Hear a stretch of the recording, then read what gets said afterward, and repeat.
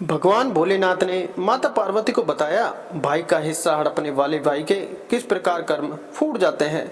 मित्रों, एक बार माता पार्वती ने भगवान शिव से कहा, हे प्रभु, आज मेरे मन में एक प्रश्न उठ रहा है।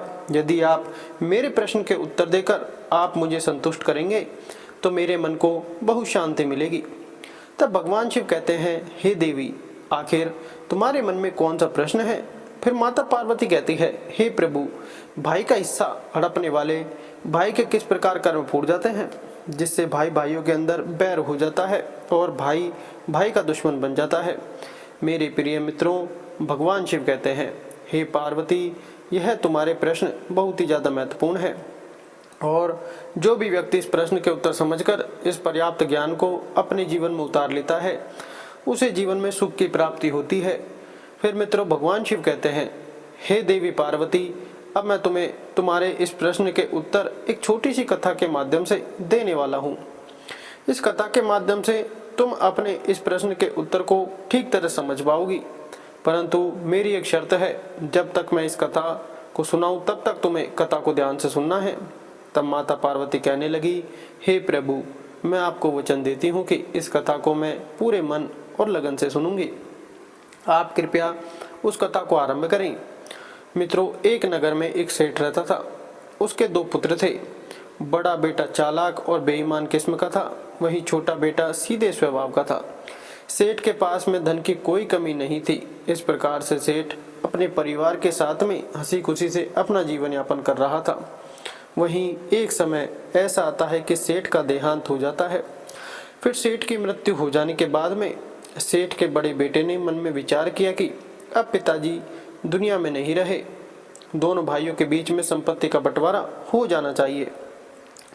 फिर सेठ के बड़े बेटे ने अपने छोटे भाई को बंटवारा करने के लिए बुलाया और कहा, पिताजी अब दुनिया में नहीं रहे तो हम दोनों के बीच में संपत्ति का बंटवारा हो जाना चाहिए, ताकि समाज के लोग यह ना कह सके कि बड़े भाई ने छोटे भाई का हिस्सा नहीं दिया। अब तुम एक काम करो, चलो साथ साथ बैठ करके बंटवारे के पहले खाना खा लेते हैं, उसके बाद में फिर संपत्ति का बंटवारा करेंगे। मित्रों, भगवान शिव कहते हैं, हे पार्वती, इस प्रकार दोनों भाइयों ने साथ में खाना खाया और फिर छोटे भाई ने अपने बड़े भाई को जवाब दिया, भैया बंटवारा आप ही कर लेते, मुझे अपना हिस्सा दे देते, बाकी आप रख लेते, मुझे बुलाने की क्या ज़रूरत थी। फिर सेठ का बड़ा लड़का कहने लगा, नहीं भाई, मैं यह सुनना बर्दाश्त नहीं कर सकता हूँ कि बड़े भाई ने छोटे भाई का हिस्सा मार लिया है। फिर मित्रों, भगवान शिव कहते हैं, हे पार्वती, इस प्रकार सेठ का बड़ा लड़का बंटवारा शुरू करता है और खाने पीने की चीज़ों से दो थालियों को सजाता है। एक थाली में मिठाई ज़्यादा थी, इस वजह से वो थाली खाली खाली नज़र आ रही थी। वहीं दूसरी थाली में पापड़, चावल, भुजिया आदि थे, इसलिए वह ज़्यादा भरी हुई नजर आ रही थी। जो थाली खाली खाली दिखाई पड़ रही थी उसमें कीमती मिठाइयाँ, दूध, पाक मलाई, बर्फ़ी आदि रखी हुई थी। और फिर थालियों को सजाने के बाद में सेठ का बड़ा लड़का अपने छोटे भाई से कहने लगा, जैसा भी खाना चाहो वैसी थाली उठा लो, क्योंकि सेठ का बड़ा लड़का यह जानना चाहता था कि बंटवारे के समय उसका छोटा भाई किस बात को तवज्जो देता है, ज़्यादा माल लेना पसंद करता है या कम माल लेना पसंद करता है। क्योंकि सेठ के छोटे लड़के को मीठा खाना कम पसंद था, इसलिए उसने पापड़ भुजिया वाली थाली उठा ली और कहा, भैया मुझे ये खाना पसंद है। और ऐसा कहते हुए छोटा भाई खाना खाने लगा। इस प्रकार सेठ का बड़ा लड़का समझ गया कि मेरे छोटे भाई को ज़्यादा माल चाहिए, वो लालची है, इस कारण उसने ज़्यादा खाना भरी हुई थाली ले ली। अब बंटवारे में मज़ा आएगा। और फिर ऐसा सोचते हुए सेठ के बड़े लड़के ने बंटवारे के लिए नई तरकीब सोच ली और फिर खाना खा करके दोनों भाई कमरे में पहुँचे और फिर बड़े भाई ने घर के सामान के दो हिस्से किए और फिर अपने छोटे भाई से कहा, इस सामान में से कौन सा सामान चाहिए। वही अपने बड़े भाई की बात को सुन करके छोटे भाई ने सामने रखे हुए सामान की ओर इशारा किया। एक तरफ घरेलू उपयोग की कीमती चीज़ें रखी थी और दूसरी तरफ सामान दिखने में ज़्यादा लग रहा था मगर साधारण वस्तुएं थी। इस प्रकार सामान का बंटवारा देख करके सेठ के छोटे बेटे ने सोचा कि बड़े भाई के पास में यह सारी कीमती चीज़ें नहीं हैं, मेरे पास तो पहले से ही, मैं इनका क्या करूँगा। इसलिए सारी कीमती चीज़ें जो घर में उपयोग की जाती हैं भाई साहब के पास ही रहनी चाहिए, क्योंकि भाई साहब का परिवार भी बड़ा है। और ऐसा सोचते हुए सेठ के छोटे बेटे ने बड़े ढेर की ओर इशारा करके कहा, भाई मुझे यह बड़ा वाला ढेर चाहिए। फिर तो सेठ का बड़ा लड़का मुस्कुराया और कहने लगा, जैसी तेरी मर्जी। फिर यूँ मत कहना कि बड़े भाई ने बंटवारा ठीक से नहीं किया। और फिर सेठ का बड़ा लड़का अपनी चतुराई पर मंद मंद मुस्कुराने लगा। वहीं सेठ का बड़ा बेटा तो यह समझ रहा था कि मैं अपने छोटे भाई की बेईमानी करके इसे पागल बना रहा हूँ, क्योंकि वह जानता था कि उसे ज़्यादा कीमती सामान प्राप्त हुआ है। इधर छोटा भाई इसलिए खुश था कि बड़े भाई का परिवार बड़ा है और वह अपने बड़े भाई की मदद कर रहा है। फिर भगवान शिव कहते हैं, हे पार्वती, इधर सेठ का बड़ा लड़का बंटवारे को आगे बढ़ाता है और 2 पोटली बांधता है। और फिर बड़े भाई ने अपने छोटे भाई से कहता है, अब इन दोनों ढेर में से तुम्हें कौन सा ढेर पसंद है वही उठा लो। इन दोनों पोटलियों में माता जी के जेवर हैं। वहीं बड़े भाई की बात को सुन करके छोटे भाई ने बारी बारी दोनों पोटली का निरीक्षण किया। उसने देखा कि एक पोटली भारी थी और दूसरी पोटली हल्की थी। फिर उसने सोचा कि बड़े भाई तो बड़े होते हैं, इसलिए उन्हें ज़्यादा हिस्सा चाहिए, क्योंकि बड़े भाई का परिवार बड़ा है। और फिर ऐसा सोच करके छोटे भाई बड़े भाई से कहता है, भैया आप बड़े हैं, आपका परिवार बड़ा है, इसलिए आप बड़ी पोटली रखिए। फिर भगवान शिव कहते हैं, हे पार्वती, बड़ा भाई यह सोचता है था कि हमेशा यह बड़ा वाला सामान उठाता है, इसलिए बड़े भाई ने बड़ी पोटली में हल्के फुल्के चांदी के सामान रख दिए। वहीं छोटी पोटली में कीमती जेवर रखे हुए थे। फिर जैसे ही बड़े भाई ने सोचा कि छोटी पोटली मेरे हाथ से निकलती जा रही है, तो अपने छोटे भाई से कहने लगा, नहीं नहीं भाई, तुम बड़ी पोटली लो। फिर छोटे भाई ने कहा, नहीं भाई, आप बड़े हैं, बड़ी चीज़ पर आपका हक बनता है। और ऐसा कहते हुए छोटे भाई ने छोटी पोटली रख ली। फिर तो ऐसा नज़ारा देख करके सेठ का बड़ा लड़का चकित रह गया, क्योंकि उसने बड़ी पोटली में चांदी के जेवरात रखे थे और छोटी पोटली में सोने के जेवरात रखे थे, क्योंकि वह जानता था कि छोटा भाई लालच में आकर के बड़ी पोटली उठाएगा, जिसमें उसके पास में चांदी के जेवरात चले जाएंगे और सोने के जेवरात उसके पास आ जाएंगे। मगर यहाँ पर सबके सब उल्टा हो गया।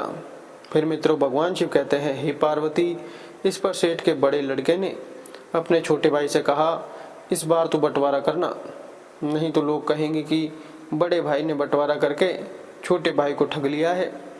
क्योंकि बड़े भाई ने सोचा छोटा भाई बंटवारा करेगा तो फिर मैं उठाऊंगा, परंतु इधर छोटे भाई का हृदय कोमल था। वह बड़े भाई का हित चाहता था, क्योंकि बड़े भाई के बच्चे ज़्यादा थे। इसलिए छोटा भाई चाहता था कि ज़मीन का ज़्यादा हिस्सा बड़े भाई साहब को मिले।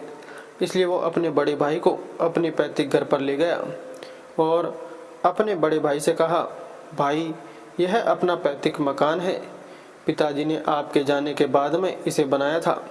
फिर तो सेठ के बड़े लड़के ने देखा कि एक और 2 मकान और 3 मंजिल भवन खड़ा है, वहीं दूसरी ओर एक दुकान के पास से अंदर जाने का गेट है, यानी एक और तो बहुमंजिल भवन के साथ 2 दुकानें बनी हुई हैं, वहीं दूसरी ओर एक दुकान और पीछे जाने का गेट है। मित्रों, फिर भगवान शिव कहते हैं, हे पार्वती, बड़ा भाई नहीं चाहता था कि जेवरात की तरह वह ठगा जाए, इसलिए उसने छोटे भाई से कहा, तुम ही बताओ मुझे कौन सा हिस्सा लेना चाहिए। फिर तो छोटा भाई कहने लगा, भाई साहब, मेरी राय में आप दूसरा हिस्सा ले लीजिए। वहीं छोटे भाई की बात को सुन करके बड़ा भाई सोचने लगता है, यह तो छोटा भाई होकर भी बड़े भाई को ठगना चाहता है, स्वयं तो बहुमंजिल मकान और 2 दुकान हड़पना चाहता है। ऐसा सोचते हुए बड़े भाई ने छोटे भाई से कहा, मेरा परिवार बड़ा है, इसलिए मैं चाहता हूँ कि यह बहुमंजिल मकान वाला हिस्सा मैं ले लूँ। इस प्रकार बड़े भाई की बात को सुनकर के छोटे भाई ने कहा, भैया आप हिस्सा लेने से पहले एक बार दूसरा हिस्सा देख ले, क्योंकि छोटा भाई मन में सोच रहा था कि बड़े भाई को ज़्यादा हिस्सा मिले, क्योंकि दूसरे हिस्से के अंदर 8 मकान और लंबा चौड़ा खेत था, साथ ही बहुत सारे मवेशी भी थे। इसलिए बड़े भाई के परिवार का गुजारा अच्छे से हो जाएगा और मुझे भी बड़े भाई की सहायता करने का मौका मिल जाएगा। बस यही सोच करके छोटा भाई अपने बड़े भाई से कहता है कि भाई एक बार चल कर के दूसरा हिस्सा देख लो, फिर निर्णय लेना तुम्हें कौन सा हिस्सा लेना है। फिर मित्रों भगवान शिव कहते हैं, हे पार्वती, जो भाई बेईमान होता है और भाई के प्रति नियत साफ नहीं रखता है, ईश्वर उसकी बुद्धि का हरण कर लेते हैं। और फिर सेठ के बड़े लड़के की बुद्धि खराब हो गई और वह सोचने लगा कि छोटा भाई उसे ठगना चाहता है। इसलिए बड़े भाई ने कहा, मुझे कुछ नहीं देखना है, यह दूसरा हिस्सा तेरा रहा और पहला हिस्सा मेरे पास रहेगा। वहीं छोटे भाई ने कहा, भैया एक बार सोच लो और देख लो, फिर मत कहना यह क्या हुआ। आपको ज़्यादा हिस्सा चाहिए, इसलिए आप यह दूसरा हिस्सा ले लें। वहीं बड़े भाई की बुद्धि काम नहीं कर रही थी। वो जानता था कि खाली ज़मीन के ज़्यादा हिस्से से उसका यह बहुमंजिला मकान अच्छा है, इसलिए उसने छोटे भाई की बात नहीं मानी और सभी पंचों के सामने अपने अपने हिस्से का बंटवारा लिख लिया। फिर बंटवारा हो जाने के बाद में छोटे भाई ने बड़े भाई से कहा, आपको तो 2 मंजिल मकान मिल गया, अब आप एक बार मेरा भी मकान वाला हिस्सा देख लो। और फिर ऐसा कह करके छोटा भाई बड़े भाई को अपना हिस्सा दिखाने के लिए दुकान के पास वाले गेट से अंदर गया। आगे छोटा भाई था, पीछे पीछे बड़ा भाई चल रहा था। और फिर जैसे ही बड़ा भाई गेट के अंदर गया, उसे गेट के पीछे लंबा चौड़ा खेत नजर आया। सामने की तरफ 8 भवन बने हुए थे, कई मवेशी भी चल रहे थे। फिर तो ऐसा नज़ारा देख करके बड़ा भाई दंग रह गया और अपने छोटे भाई से कहने लगा, यह हिस्सा पिताजी ने कब खरीदा था। तब छोटा भाई कहने लगा, भैया आपके जाने के बाद में पिताजी ने इसे खरीदा था, इसलिए तो मैं आपसे बार बार कह रहा था कि आप बड़े हैं, आपको बड़ा हिस्सा चाहिए, मगर आप नहीं जाने, नहीं माने। फिर मित्र भगवान शिव कहते हैं, हे पार्वती, आखिरकार बड़ा भाई क्या कर सकता था, क्योंकि बंटवारा हो चुका था। और फिर छोटे भाई के महल को देख करके बड़े भाई को एकदम से दिल का दौरा पड़ता है और उसकी मृत्यु हो जाती है।